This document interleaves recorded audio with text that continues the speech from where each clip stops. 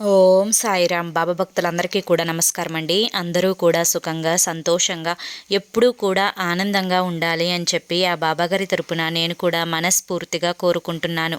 ఈరోజు బాబాగారు అందించే సందేశం ఏంటి అంటే కనుక, తల్లి నీకోసమే 3 శుభవార్తలను తీసుకొచ్చానమ్మా, నిర్లక్ష్యం చేయకుండా వినమ్మా, ఇవి వింటే నువ్వు చాలా సంతోషపడతావు తల్లి అని చెప్పి బాబాగారు మనకి ఏవో ఒక 3 శుభవార్తలను వినిపించాలి అని చెప్పి వచ్చారండి. మరి బాబాగారు చెప్పాలి అనుకుంటున్న ఏ సందేశమైనా కానీ అది మన మంచి కోసమే, మన భవిష్యత్తు కోసమే అని చెప్పి మనందరికీ కూడా తెలిసిన విషయమే కదా.